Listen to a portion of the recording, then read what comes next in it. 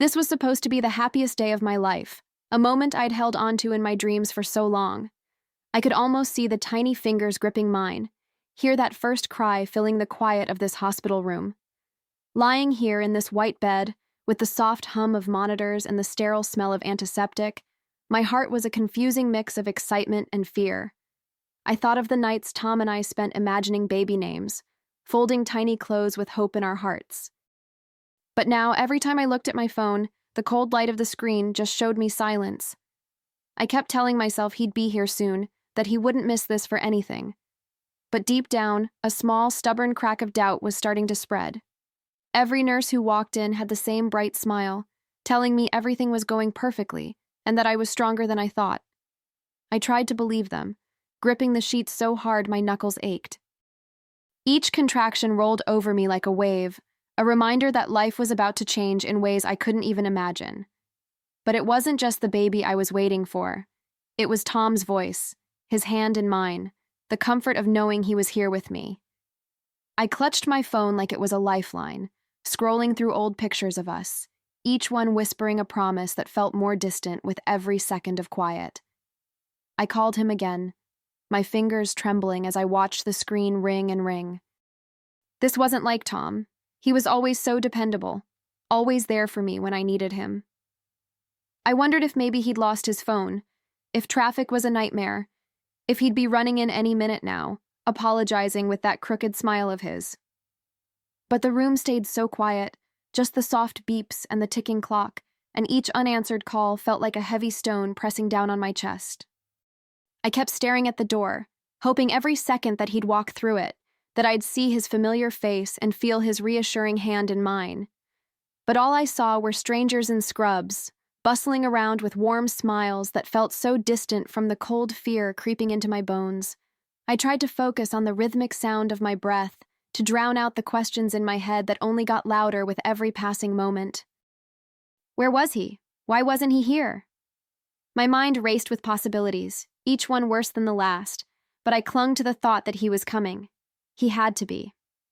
The nurses offered me water, soft words of encouragement, but I barely heard them. I was lost in the loop of my own thoughts, the growing panic and the desperate hope that he'd appear any second. My phone was still warm in my hand from how tightly I held it, my thumb hovering over the call button like it was my only connection to him. I wondered if he was as excited as I was, if he was picturing our baby's first moments just like I was. But the silence on the other end of the line felt like an answer I didn't want to hear.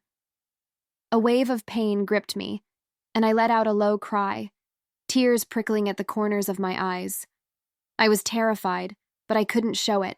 I wouldn't let myself break down. Not yet.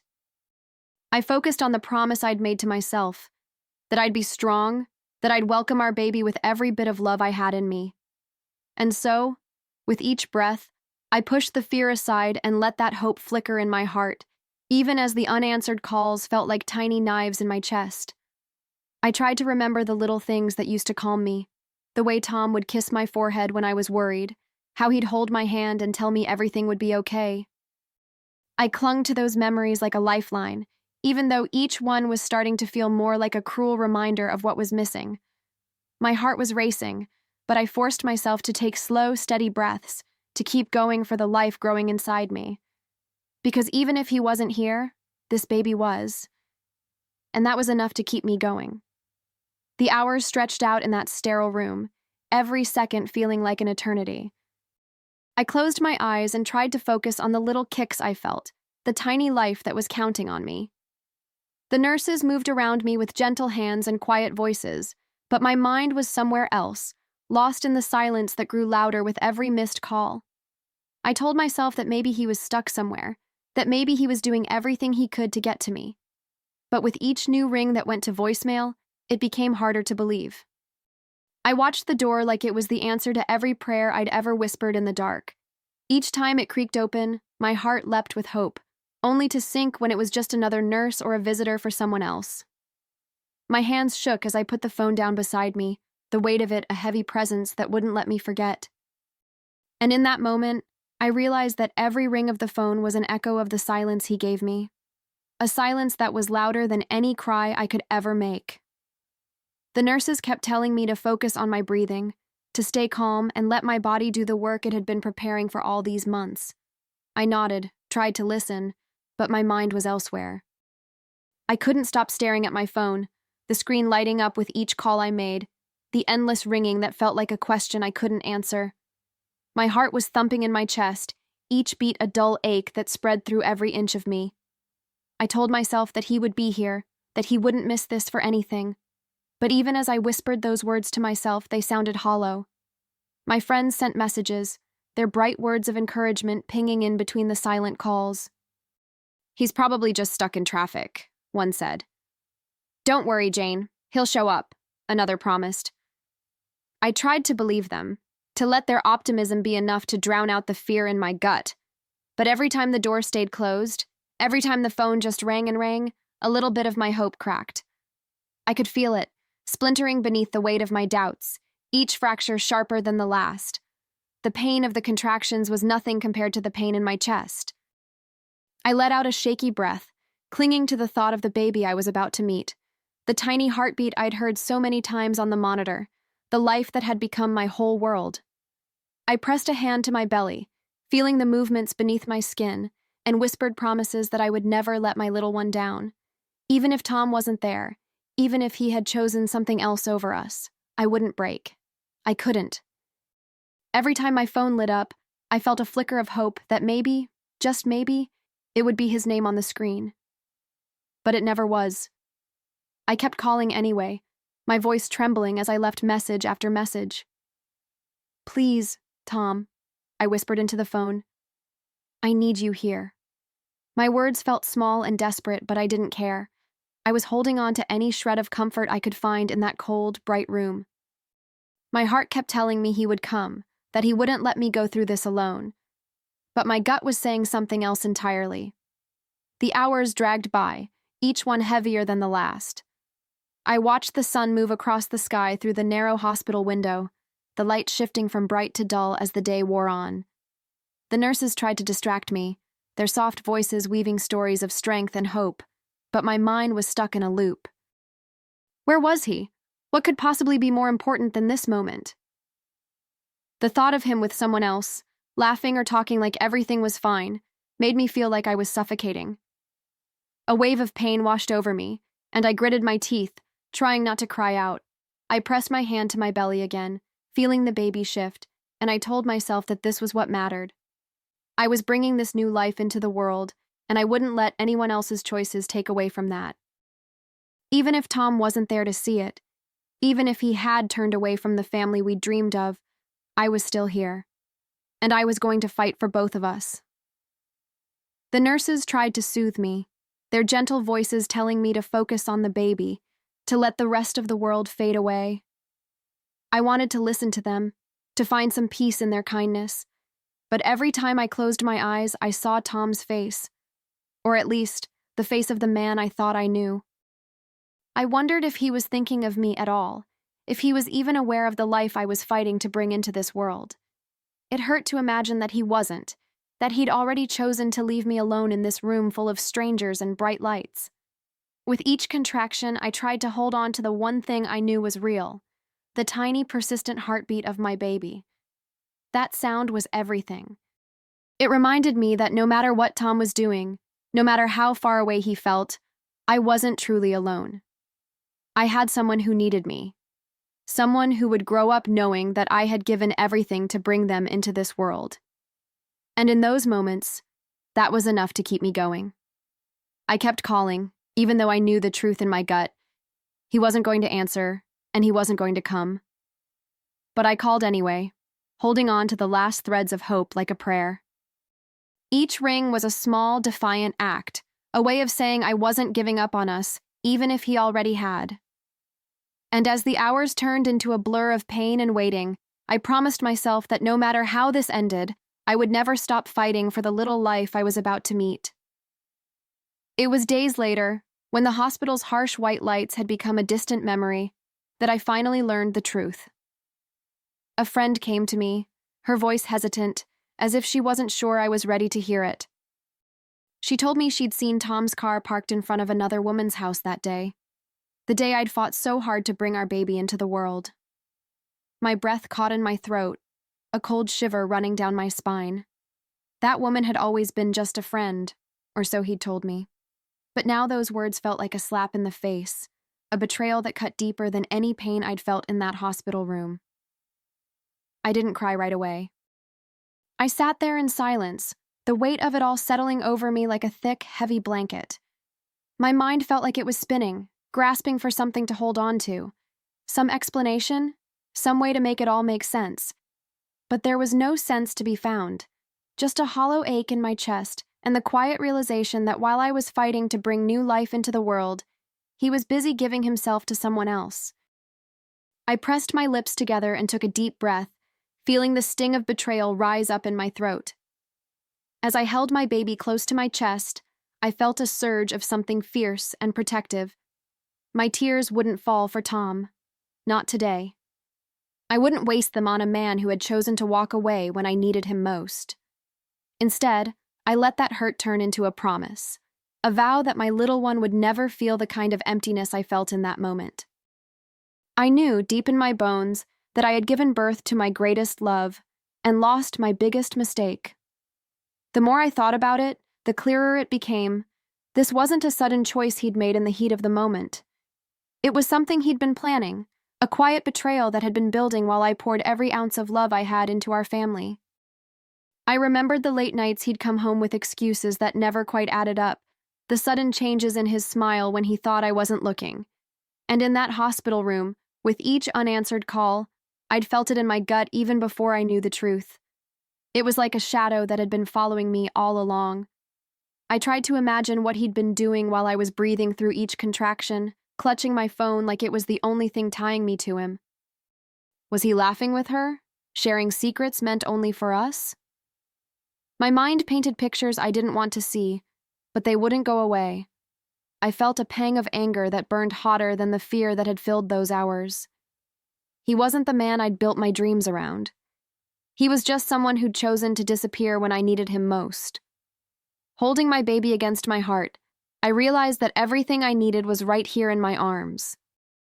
This tiny life, so new and so full of promise, was the only thing that truly mattered. Tom could keep his lies and his choices. They weren't my burden to carry anymore. I looked down at my baby's soft skin, felt the warmth of their breath, and in that quiet moment, I promised myself that I would never let them feel the sting of betrayal I felt now. I started to see the small, quiet ways the truth was setting me free. I didn't have to wonder where he was or what he was doing anymore. I didn't have to live in the half-light of his half-truths, always waiting for a love that never showed up. The weight of that lifted slowly, like a fog clearing after a long, cold night. And as I held my baby in my arms, I felt something shift deep inside me, a quiet resolve taking the place of all the tears I hadn't shed. The days that followed weren't easy, but they were honest. Each sunrise brought me a little more strength, each breath a little more clarity. I learned to savor the small things, the soft coo of my baby in the early hours, the sweet weight of their tiny hand curled around my finger. Those moments were mine, ours, untouched by the shadows of his betrayal. And in those simple, gentle spaces, I found a kind of peace I hadn't known before. I didn't need Tom's apologies or explanations. I didn't need him to try and mend what he'd broken. All I needed was this baby in my arms, the soft heartbeat that had kept me going when the world felt like it was falling apart. I kissed my little one's forehead and whispered the promise I'd made in that hospital room. I would never let them feel the emptiness he left behind. And I let that promise be the light guiding me forward, knowing there was so much more ahead than there was behind.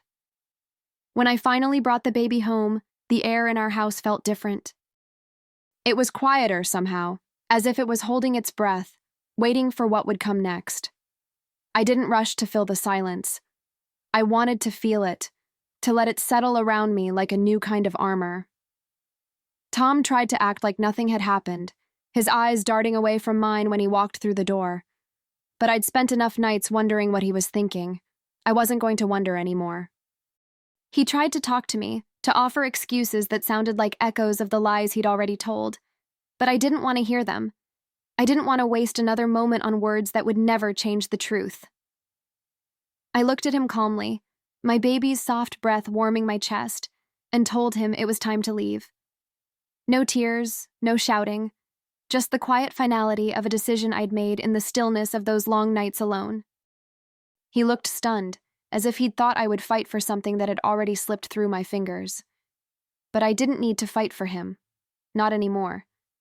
I was fighting for something bigger now, for the tiny heartbeat that had kept me going, for the life that was mine to protect. And in that moment, I saw the truth in his eyes. He knew it too. He knew he'd lost the best parts of what we had, and that there was no going back. I watched him pack his things, each item a memory I didn't need to hold on to anymore. The sound of the zipper on his suitcase was the only noise in the room, and it felt like a door quietly closing. I didn't feel the panic I thought I would, didn't feel the urge to beg him to stay. Instead, I felt a calm settle over me, the kind of calm that comes when you know you're choosing yourself, finally and fully. My baby slept in my arms, their soft breath a reminder that I wasn't alone in this new beginning. He tried to offer me a smile, one of those half-hearted ones he'd used when he wanted to smooth over the cracks, but it didn't touch me anymore. I looked at him and saw not the man I'd once loved, but the choices he'd made, and the space he'd left behind. I didn't need to fill that space with apologies or promises. I was done giving my heart to someone who couldn't be bothered to show up when it mattered most. After he left, I met with a lawyer. It wasn't about revenge or anger. It was about protecting what was mine, about making sure my baby and I would have a future free from the shadows of his absence. I wanted every piece of paper to say what I already knew in my heart, that we didn't need him to be whole. I walked out of that office with my head held high, a quiet strength in every step I took. The house felt lighter after he was gone, like I'd opened every window and let a fresh wind sweep through. I moved through the rooms with a sense of purpose I hadn't felt in months, each quiet space a promise of what was still possible. The nursery was filled with the soft coos of my baby, and in those gentle sounds, I heard a future that was entirely mine to build. There was no more waiting for the door to open, no more listening for footsteps that would never come. Just me, and the baby I'd fought so hard to bring into this world. At night, when the baby drifted off to sleep, I would sit in the stillness and feel the weight of everything I'd let go. There were moments when the ache of what I'd lost would rise up, but even that felt softer now, like an old bruise fading with time. I'd trace my baby's tiny fingers and whisper the same promise over and over. I wouldn't let the past steal a single piece of what we had now. I knew that this wasn't the end of the story, just the end of a chapter I was finally ready to close. There would still be days when I missed what I thought we had, nights when the silence felt heavier than I wanted it to. But I also knew there would be laughter and light, and the fierce, unbreakable bond between me and my child. And in that quiet, steady promise, I felt stronger than I ever had before. Mornings became my favorite part of the day. There was something about the quiet light spilling through the curtains, the soft weight of my baby in my arms, that made me feel like I'd found a new kind of peace. Each day started with small, steady routines, warm bottles, sleepy smiles, tiny fingers reaching for me. In those quiet moments, I felt a kind of wholeness I hadn't known was possible. It wasn't the life I'd pictured, but it was real, and it was enough. I learned to laugh again, really laugh, in the little things. My baby's giggles, the way their eyes lit up when they saw me, the messy joy of bath time and bedtime stories. Those moments were simple, but they were everything. They filled up the spaces in my heart that had felt so empty just weeks before. And slowly I started to see that the future I was building wasn't about who wasn't there. It was about who was. I didn't need to look back anymore. The memories of Tom and the life we'd shared felt like a distant echo, a story that didn't belong to me now. What mattered was this, the soft warmth of my baby's breath, the quiet strength I felt every time I held them close. I'd spent so long wondering if I was enough on my own, and now I knew the answer. I was more than enough, for me, and for the tiny heart I'd brought into the world. The days blended together in a rhythm that felt comforting, like a gentle wave that carried me forward. There were still moments of doubt, of course, times when I'd catch myself wondering how I'd ended up here, doing this all on my own. But every time I felt that flicker of fear, I'd look at my baby's face and remember that I wasn't really alone. In their bright eyes and tiny hands, I found the courage to keep moving, one small step at a time. I let myself lean into the little victories. The first time my baby smiled up at me with sleepy contentment, the way they'd curl their hand around my finger like they never wanted to let go. Those moments were like small treasures I gathered up each day, reminders that this new life I'd built was stronger and more beautiful than I could have imagined. And in those moments, I felt the power of choosing to let go of what didn't serve us anymore. Family and friends rallied around me, their warmth a safety net that caught me whenever the weight of it all threatened to pull me down. Late-night check-ins, quiet cups of tea, the reassuring squeeze of a hand when I needed it most. Those small gestures made all the difference. They showed me that while I might be walking a new path, I didn't have to walk it alone. I stood at the window one morning, the soft light catching in my baby's hair as they dozed in my arms. I whispered to them that they were my everything, the best part of every day, and that nothing, no betrayal, no heartbreak, could ever change that. Their gentle breathing was all the answer I needed, a quiet promise that we were enough for each other. I felt something settle deep inside me in that moment, a certainty that I hadn't just survived. I'd started to truly live again. I didn't think about Tom much anymore. If he was just a memory, then that was exactly where he belonged, in the past. The future was here, wrapped in the warmth of my baby's smile and the soft glow of hope that never stopped flickering in my heart.